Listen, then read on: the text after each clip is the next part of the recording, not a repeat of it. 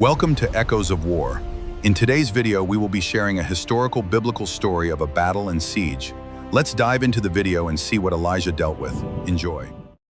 Start in the 9th century BC. The kingdom of Aram, modern-day Syria, is locked in a bitter conflict with the kingdom of Israel. But instead of massive pitched battles, Aram relies heavily on a strategy of cross-border ambushes.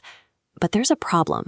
Every time the Aramean military sets a trap, the king of Israel avoids it. It happens time and time again, as if the Israelites have a copy of the enemy's playbook before the troops even deploy.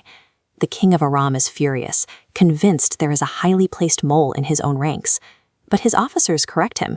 They report that nobody is leaking the plans.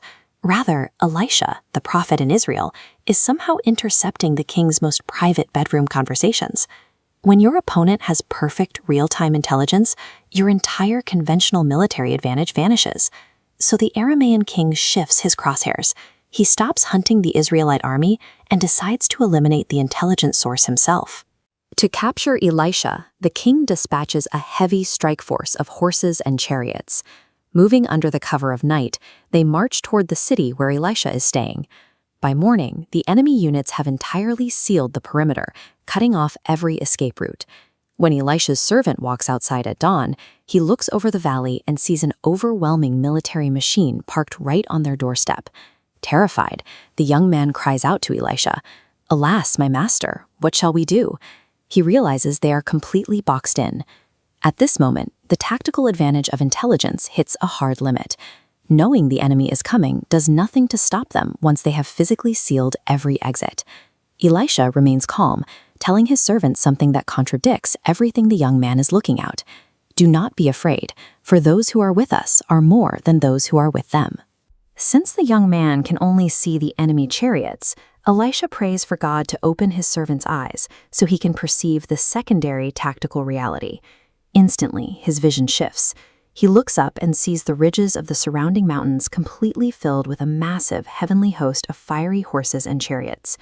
Looking at the tactical layout, the entire spatial dynamic has flipped.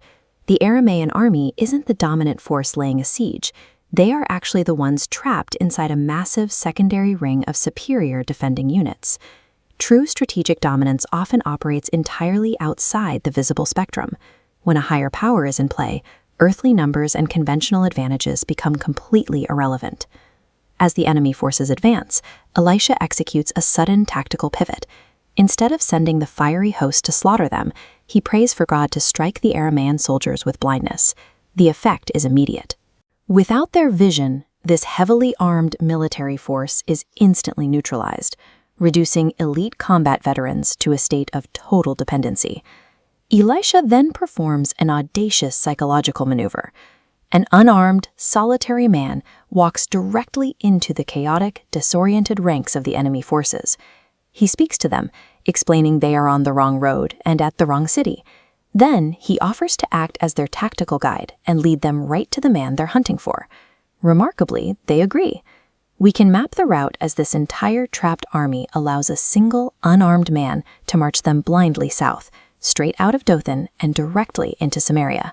A bloodless tactical strike, in this case mass disorientation, can completely dismantle a larger force's operational capacity, all without risking a single friendly casualty. Samaria is the heavily fortified capital of Israel. For an Aramean strike force, this is the absolute heart of enemy territory. Once they are deep inside the city gates, Elisha prays to lift the blindness. The soldiers' vision snaps back, and they immediately recognize the towering, hostile wall surrounding them. The hunters who set out that morning to lay a siege are now completely, helplessly trapped inside the fortress of their prey. When the king of Israel sees this massive enemy force handed to him, his immediate reaction is to follow standard ancient warfare protocol. He eagerly asks Elisha for permission to execute every last one of the prisoners. In conventional warfare, capturing the enemy is the climax. But from a broader perspective, physical capture merely sets the stage for a much harder test of strategic, long-term leadership. Elisha issues a radical counterorder. He forbids the king from executing the captured soldiers. Instead, he delivers a command that defies every military instinct: host a massive feast. He tells the king to set out a banquet and provide the enemy army with abundant food and water. After they eat and drink their fill, the Israelites pack up this fully fed, completely unharmed, yet utterly humiliated military force and send them marching back to their masters in Aram. The move results in a complete shift in the border conflict. Following this event, the Aramean raiding bands stop entering Israelite territory. Elisha fused overwhelming divine deterrence with an act of radical mercy. In doing so, he dismantled the enemy's psychological will to fight, far more permanently than mass casualties ever could.